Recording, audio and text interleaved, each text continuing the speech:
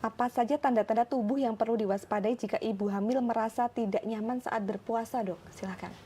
Tidak nyamannya ini seperti apa nih? Jadi kayak gini, Dok, ketika si ibu hamil ini udah memutuskan untuk berpuasa, Dok.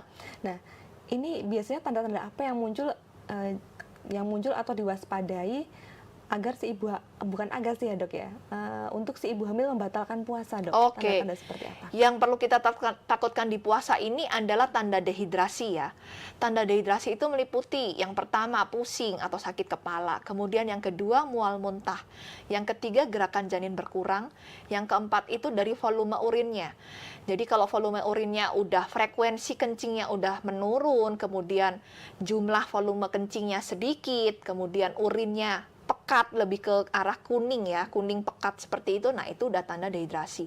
Dan sebaiknya dilakukan pembatalan puasa, jangan dilanjutkan karena itu membahayakan sekali untuk janinnya, bukan buat mamahnya sih, tapi lebih ke janinnya ya, seperti itu. Baik, Dokter Lisa. Jadi ini baru tahu juga nih, Dokter. Jadi yang lebih berbahaya itu ke janinnya ya, Dok, kalau si ibu tetap memutuskan untuk berpuasa hingga nanti waktu berbuka. Iya, betul. Jika sudah ada tanda-tanda tersebut. Betul. Baik, gitu. Dokter Lisa. Lagi nih, Dokter ya. Iya.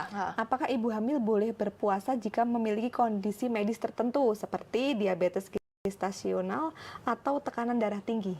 Silakan. Oke, sama sekali tidak boleh. Kalau sudah terdeteksi diabetes mellitus gestasional, kemudian preeklamsi, tekanan darah tinggi itu kita sebutnya sebagai preeklamsi ya, itu sama sekali tidak boleh melakukan puasa di trimester berapapun. Karena pada dasarnya dengan kondisi diabetes mellitus dan preeklamsi itu sendiri, itu sudah terjadi hambatan aliran darah dari ibu ke janinnya, asupannya udah kurang bagus, ditambah dengan puasa makin menurun lagi kondisi janinnya. Kemudian selain itu sebenarnya ada kondisi lain, ketubannya berkurang, itu juga nggak boleh melakukan puasa. Kemudian berat badan janinnya ya, berat badan janinnya ini lebih kecil dari usia kehamilannya, itu juga sama sekali nggak boleh melakukan puasa. Seperti itu. Kondisi janin yang di dalam perutnya ya, Dokter. Ini berat badannya mungkin lebih kecil dari umurnya, usia kehamilannya. Itu isi ibu sebaiknya tidak berpuasa, Dok? Iya, karena nanti makin kecil lagi bayinya, seperti itu. Karena kalau bayinya kecil kan resiko juga ya, waktu persalinan nanti untuk bayinya itu mengalami kelahiran prematur, kemudian nafasnya kurang bagus saat bayinya lahir dengan kondisi kecil, kemudian juga organ-organnya belum mateng.